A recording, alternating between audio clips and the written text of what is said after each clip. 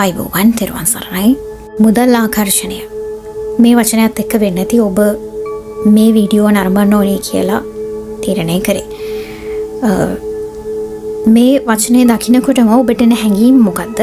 මේ වචනේ තුලම තියෙනවා මුදල් ආකර්ෂණය කරගන්න ඕනේ කියලා ඔයාට ඒ හැඟීම එනකොටම ඔයාට ඇති වෙන දේ මොකක්ද? වටින සිතුවිල්ල මොකක්ද? මට මුදල් මදි, මට මුදල් නැහැ, තව ඕනේ කියන හැඟීමනේ.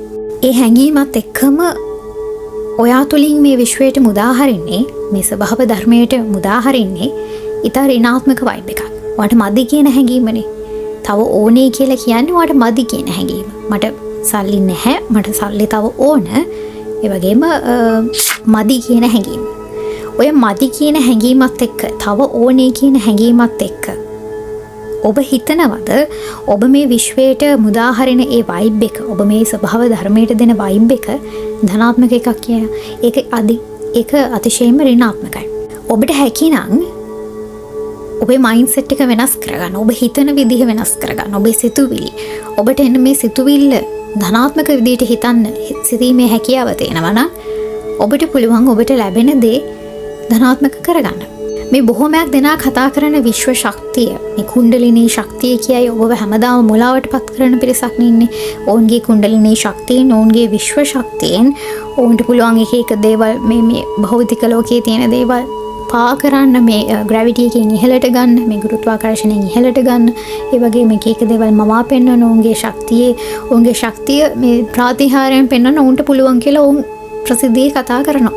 අපි යෝජනා කරනවා ඒ වගේ උදවියට ඔබ දෙවියන්ගෙන් වැඩ ගන්නවා නම්, ඔබට දෙවියන් වහන්සේ පණිවිඩ දෙනවා නම්, ඔබට දෙවියන් වහන්සේගෙන් රෝගීන් සුවපත් කරන්න පුළුවන් නම්, ඔබට කුණ්ඩලිනී ශක්තියෙන්, විශ්ව ශක්තියෙන් රෝගීන් සුවපත් කරන්න පුළුවන් නම්, එක හින්දු දෙවිවරුත් ඉන්නවනේ, කාලී අම්මා කියයි, එක්තරා එක විදිහේ දෙවිවරු ඉන්නවනේ. ඔය නොඑක ආකාරයේ දෙවිවරුන්ගෙන් ලෙඩසුව කරන්න පුළුවන් නම්, මිනිසුන්ට පිහිට වෙන්න පුළුවන් නම්, මිනිසුන්ගේ දුක නැති කරන්න පුළුවන් නම්, අනේ මුදල් ගන්න එපා. ඔබට තියෙන ශක්තිය ඔබ පෙන්වන්න අර පිළිකා රෝහලට යන්න.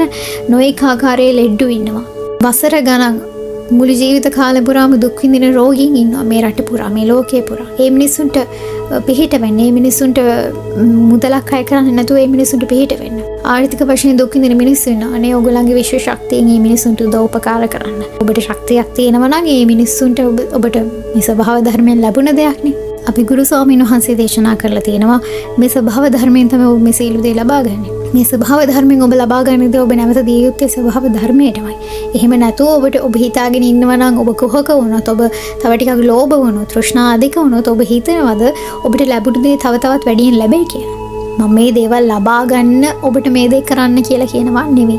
වරදවා ගන්න එපා. එහෙම හිතාගෙන ඔබ කරා කියලා ඔබට මේ දේවල් ලැබෙන්නේ නැහැ කොහොමද? දැන් දෙයක් මොන හරි දුන්නත් ඒකට ලොකු වීඩියෝ එකක් කරලා, ඒ පිළිබඳව ලොකු කතා බහක් කරලා, නම් ගහගෙන එහෙමනේ ඔබ දන් දෙන දෙයක්. දන් දෙන්නේ බහුතරයක් මිනිස්සු.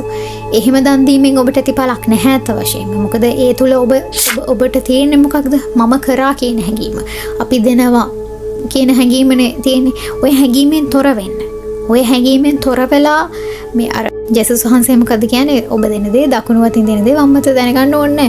ඔබ කරන දේවල් මේ එතනින්ම අතහරින්න. දැන් අපි කලිනුත් මේ පිළිබඳව කතා කළා දිනවා. අතින් දෙනකොට මේ දේ හිතින් අතහරින්න. ඔබ දෙනකොට මේ දේ අතහරින්න. අනේ මම දුන්නා, මම මේ වගේ පිනක් කරා කියන හැඟීම ඕනේ නැහැ. මම මේක දෙනකොට මට තව වැඩියෙන් ලැබෙයි. ඕව හිතාගෙන දෙනකොට ඔබට මේ ඔබේ හිතට බොරු කරන්න බෑනේ. ඔබේ හිත දන්නවනේ කවුරු නැතත්.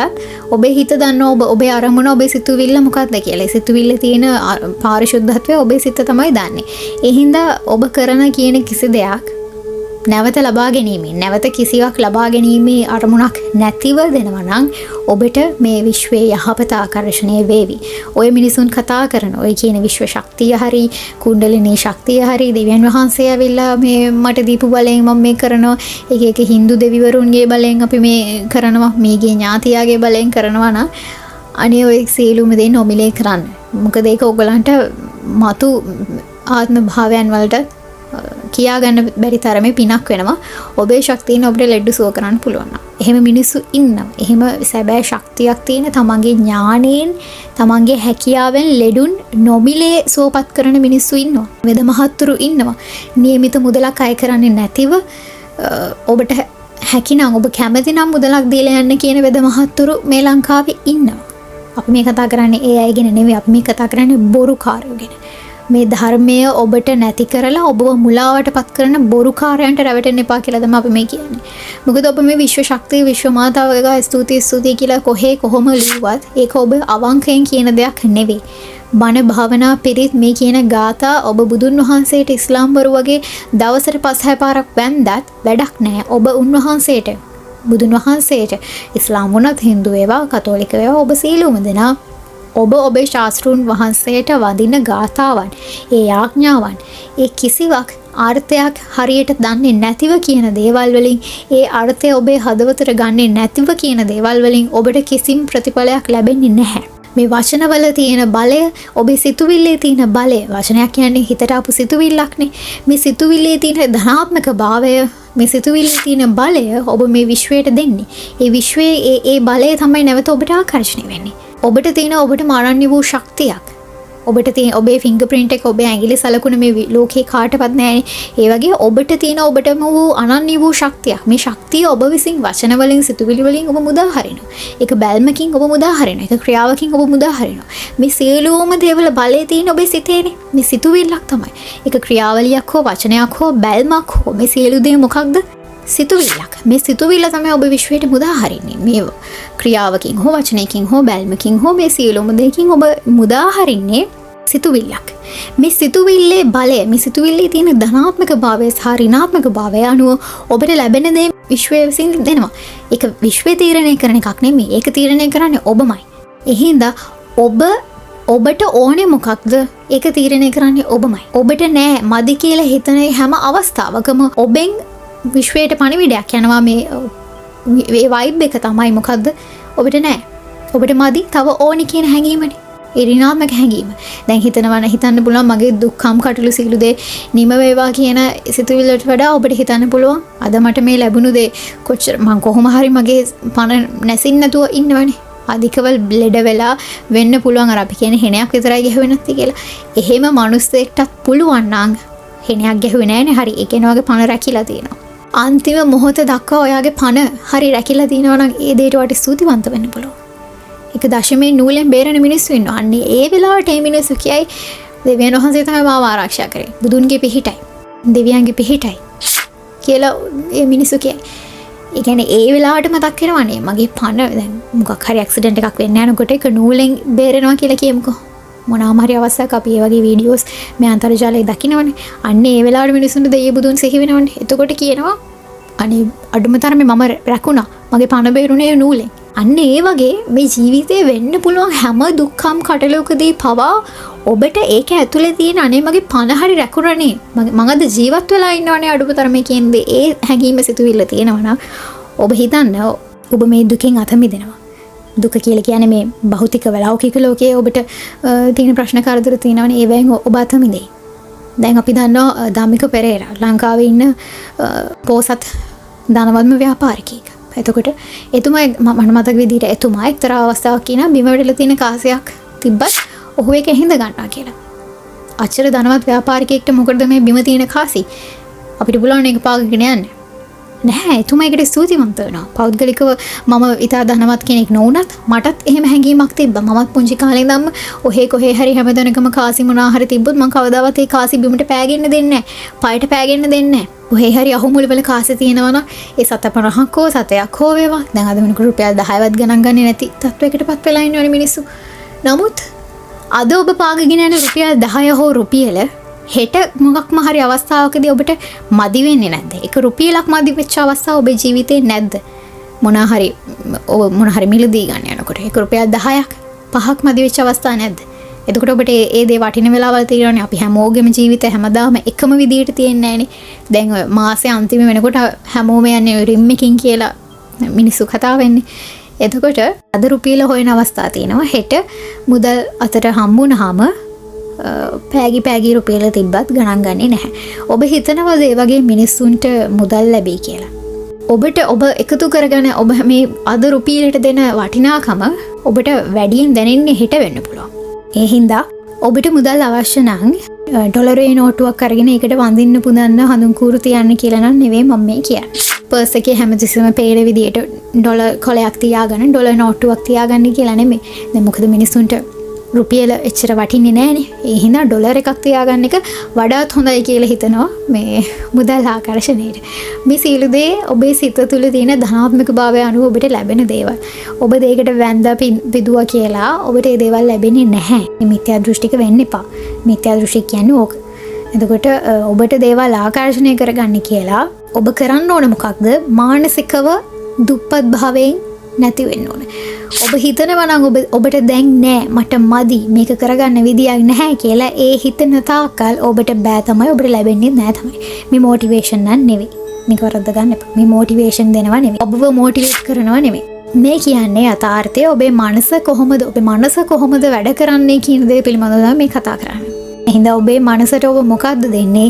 ඒ පණිවිඩය තමයි ඒ පණිවිඩය ඔබ විශ්වයට දෙනවා. ඒක තමයි ඔබට ලැබෙන්නේ. මට මදි, මට නැහැ. තව ඕනේ. ඔය කියන හැඟීමත් එක්ක ඔබට නෑ කියන ඒ ඍණාත්මක හැඟීම තමයි මේ විශ්වයට දෙන්නේ. ඔබේ සැලරි එක බැංකුවට එනකොට ඕක මොනාම හරි බැංකු ලෝන් එකක මොනාම හරි දෙයකට කැපිලා ඔබට අතට එන්නේ පොඩි සොච්චමක් නම් ඕක ඔබ නහයෙන් අඬ නේද වියදම් කරන්නේ. ඔබ ඕක වියදම් කරන්න කොච්චර ලෝභද? කොච්චර මේ දේවල් වලට බයින්වද? නමුත් ඔබට මතක නෑ ඔබ ලෝන් එක අතර ගන්නකොට ඒකෙන් ඔබ කරගත්ත දේවල්. ඔබ එදා කොච්චර සතුටු වුණාද? වියදම් කරනකොට මං කියන්නේ උඩ පැන සතුටින් වියදම් කරන්න කියන එක නෙවෙයි.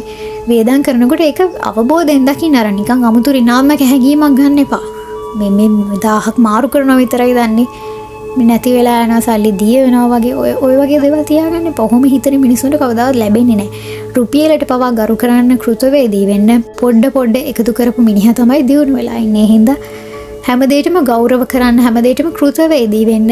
ඔය කියන්නේ වැඳ නමස්කාර කරගෙන ඉන්න කියලා නෙමෙයි. ඔය සියලු දේ උතුණු රූපයක් නැති වුණොත් ඔබට පුළුවන් විෂුවලයිසේෂන් කියන්නේ මනසින් කරගන්න දෙයක්.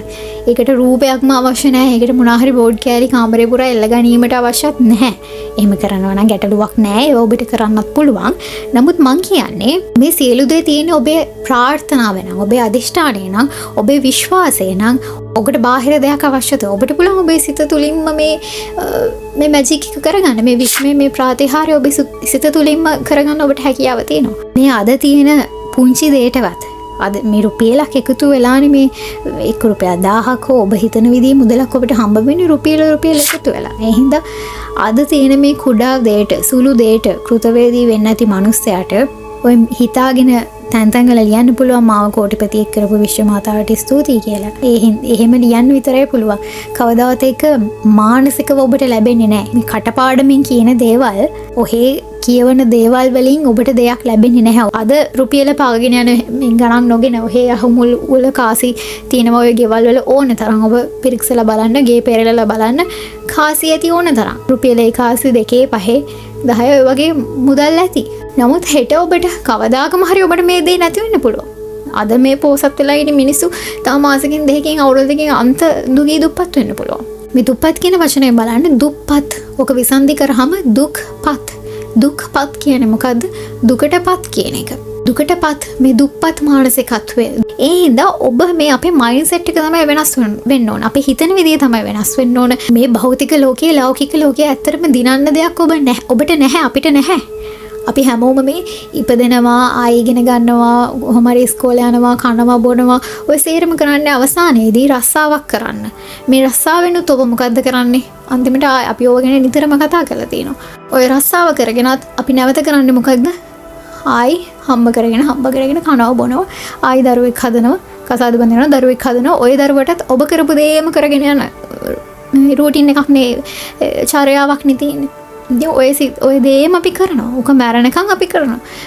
දැන් රතන් ටාටා කියන මහත්මයා ඉන්දියාවේ විතරක් නෙමෙයි මුළු ලෝකෙම දන්න ධනවත් ව්‍යාපාරිකයෙක්.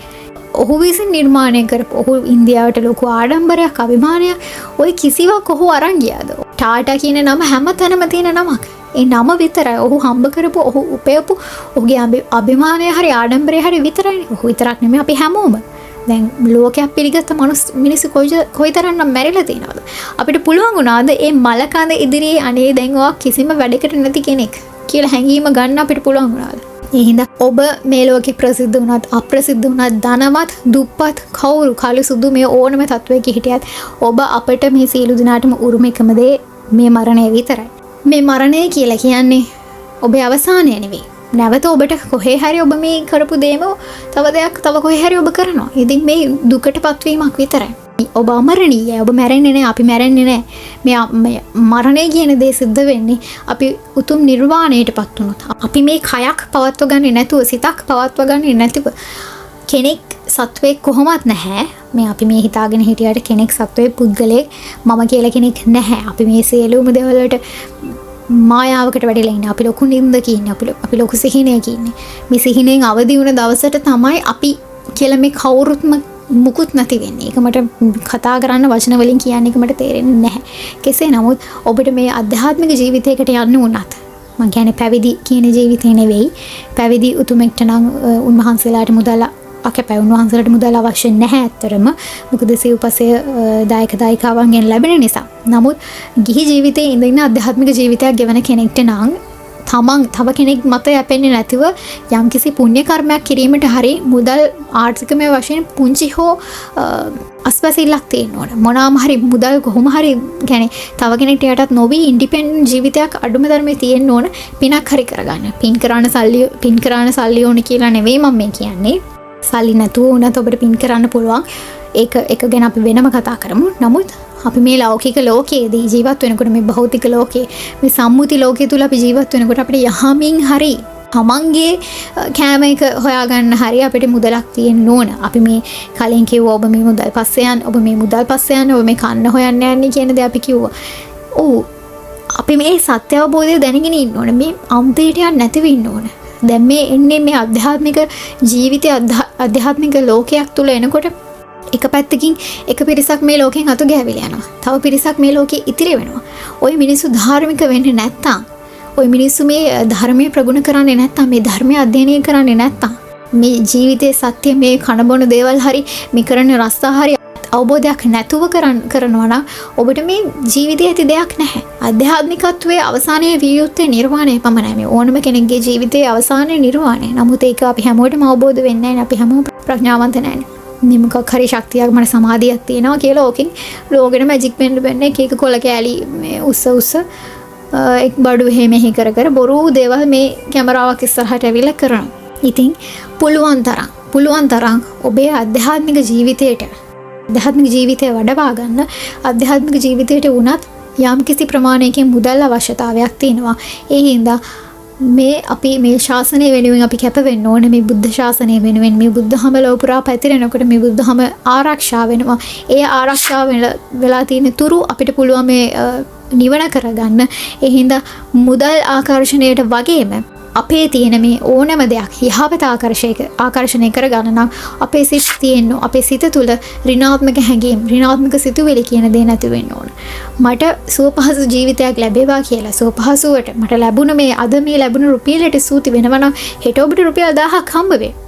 රුපියල් 25000ක 30000ක සැලරි එකකට වැඩ කරන ඔබ ඔය කොහේ කොහොම ලිව්වත් මාව කෝටිපතියෙක් කරපු විශ්වමාතාවට ස්තුතියි කියලා අනේ ඔබ කොච්චර මෝඩද? හැමතැනම ස්තුති වේවා කියලා ලිව්වයි කියලා ඔබට කිසිවක් ලැබෙන්නේ නැහැ. ඔබට දේවල් ලැබෙන්නේ ඔබ කරන කියන දේවල් අනුව. ඔබට දෙයක් ලබා ගන්න නම් ඔබ කැප වෙන්න ඕන. ඔබ ස්තුතිවන්ත වෙන්න ඕන. අද මේ තියෙන එක පුංචි දෙයට හරි. අද ලැබිලා තියෙන 1 රුපියල් 10ට ස්තුති වෙන්න. මේ රුපියල් 10 අද ගණන් ගන්න නැහැ. හෙට ඔය වගේ තව 10ක් ඕන වෙනවා. රුපියල් 10ක් ඕන වෙනවා. 1 රුපියලක් අපිට හෙට ඕන වෙනවා. ඉතින් ඔය සත්‍ය දකින්න. මේ අද ගණන් ගන්න නැති දේවල් හෙට ඔබට අවශ්‍ය වෙනවා. මිනිසු මේ ලැබිලා තියෙන කිසිම අද මේ මොහොතේ ඉන්න මේ ජීවිතයට වෛර කරන මිනිස්සු. ඉතින් ඔබට කවදාවත් සැපක් සතුටක් ලැබෙන්නේ නැහැ. ඔබේ මනස වෙනස් කරගන්න අතුරු මුදල් නෙමෙයි ඕනම දෙයක් ආකර්ෂණය කරගන්න නම් ඔබේ සිත ධනාත්මක සිතුවිලි වලින් පිරෙන්න ඕන. එසේනම් අපි තව දවසක හම්බ වෙමු. ඔබට ප්‍රාර්ථනා කරන උතුම් තෙරුවනේ පිහිට ආරක්ෂාව සැනසෙල්ල ලැබේවා කියලා. උතුම් නිර්වාණයම වේවා.